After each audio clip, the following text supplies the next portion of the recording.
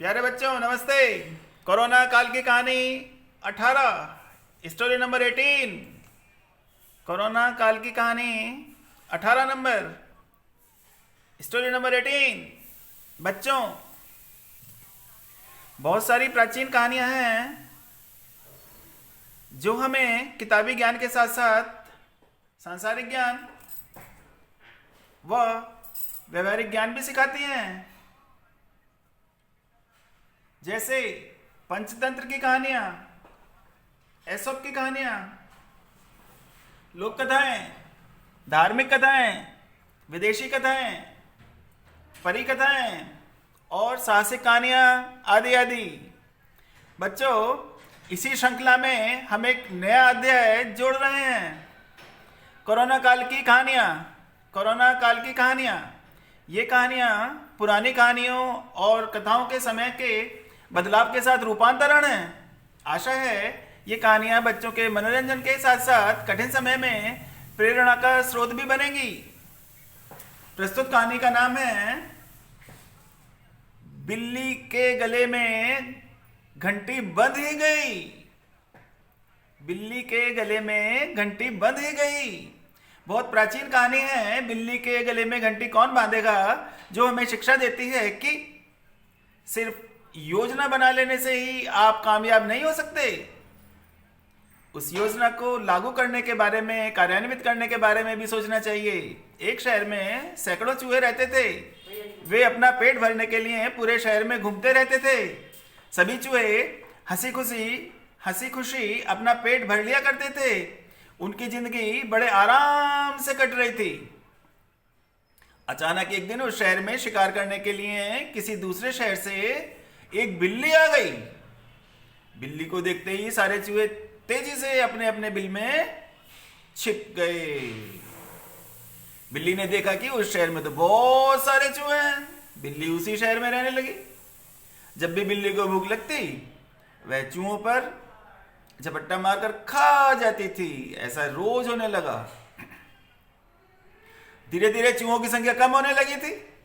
अब चूहों में दहशत फैल गई थी।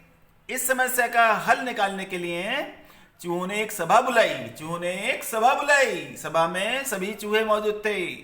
सभी ने कई सुझाव दिए ताकि बिल्ली के आतंक को रोका जा सके और उसका शिकार बनने से चूहे बचे रहें। अचानक से एक जवान चूहे ने सुझाव दिया, यदि बिल्ली के गले में घंटी बांध दी जाए तो घंटी बजने से हमें खतरे के बारे में पता चल जाएगा। खतरा जानने के बाद हम लोग भागकर अपने बिल में छिप जाएंगे। इससे हम लोग बिल्ली का शिकार बनने से बचे रह सकते हैं। सभी चूहे खुशी से झूमने लगे। सबने नाचना शुरू कर दिया। सभी चूहे खुशियां मना ही रहे थे कि अचानक से एक अनुभवी चूहा उठ खड़ा हुआ। चूहे ने कहा, बिल्ली के गले में घंटी बांधेगा कौन? सभी चूहे एक दूसरे की तरफ देखने लगे। सभा में सन्नाटा छा गया। सभा में पिन ड्रॉप साइलेंस। सभी चूहे निराश हो गए। इसी बीच बिल्ली के आने की आहट पाते ही सभी चूहे भागकर अपने अपने बिल में जाकर छिप गए। कोरोना काल में भी प्राचीन समय की तरह ही एक शहर में बहुत सारे चूहे रहते थे। सभी चूहे हंसी खुशी अपना पेट भर लिया करते थे। उनकी जिंदगी बड़े आराम से कट रही थी। अचानक एक दिन उस शहर में दूसरे शहर से एक बिल्ली आ गई। प्राचीन समय की तरह एक बिल्ली आ गई। जब भी उसे भूख लगती, चूहों पर झपट्टा मारकर खा जाती थी। धीरे धीरे चूहों की संख्या कम होने लगी। अब चूहों में तो दहशत फैल गई, डर फैल गया। प्राचीन समय की तरह ही इस बार भी चूहों ने एक समस्या का हल निकालने के लिए, समस्या का समाधान निकालने के लिए एक गुप्त सभा बुलाई। अपने को चतुर समझने वाले एक चूहे ने कहा कि हम बिल्ली के गले में घंटी बांध देंगे। जब वह आएगी तो घंटी बजने से हमें खतरे के बारे में पता चल जाएगा। इससे हम लोग बिल्ली का शिकार बनने से बचे रह सकते हैं। सभी चूहे खुश हो गए, खुशी से झूमने लगे। अचानक एक अनुभवी चूहा उठ खड़ा हुआ।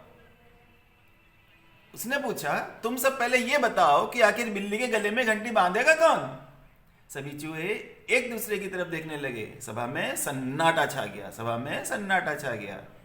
तब भी सभी चूहे निराश हो गए। इसी बीच दो छोटे चूहे उठे और बोले, अगर हम समझदारी से काम कर लें तो बिल्ली के गले में घंटी बांधी जा सकती है।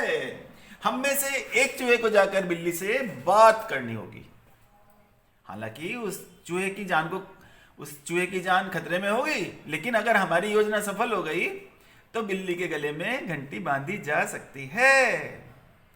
उन चूहों ने शेर और चतुर खरगोश वाली कहानी पढ़ी थी, जिसमें जानवर एक समझौते के अनुसार शेर के सामने उसका भोजन बनने के लिए स्वयं ही प्रस्तुत होते थे।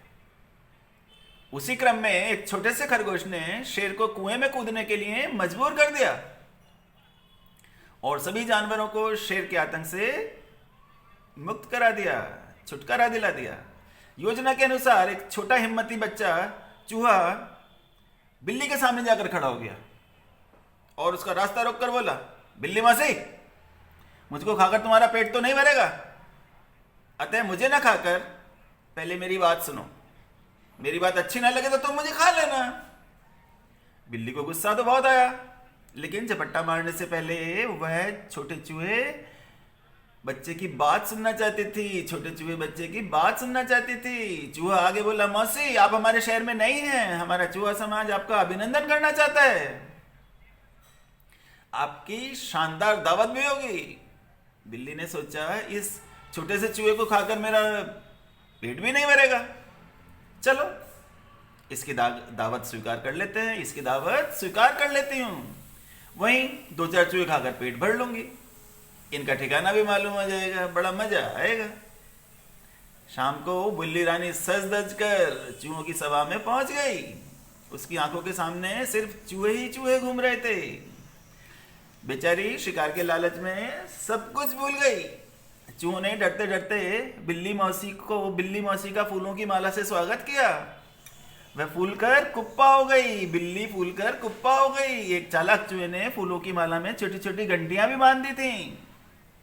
एक फूल के साथ एक छोटी घंटी बंधने के कारण घंटियां बज नहीं रही थीं। स्वागत समारोह में चूहों ने वह माला बिल्ली को पहना दी। बिल्ली का ऐसा स्वागत पहले कभी नहीं हुआ था। नाश्ता लाने के बहाने चूहों ने वहां से खिसकना शुरू कर दिया। कुछ देर बाद वहां सिर्फ बिल्ली ही रह गई। बेचारी कुछ देर इंतजार करके मन मनोज कर वहां से चली गई। चूहों का उद्देश्य पूरा हो चुका था। कुछ दिनों के बाद माला में से फूल झड़ गए और घंटियां आपस में टकराकर आवाज करने लगी, टन टन टन टन टन टन टन टन। अब जहां भी बिल्ली जाती घंटियों की आवाज पहले पहुंच जाती। चूहे वहां से भाग जाते थे। बिल्ली बेचारी भूखी रह जाती। घंटियों की आवाज कुत्ते भी पहचानने लगे थे। अब बिल्ली को कुत्तों से भी जान बचानी पड़ती थी। बच्चों,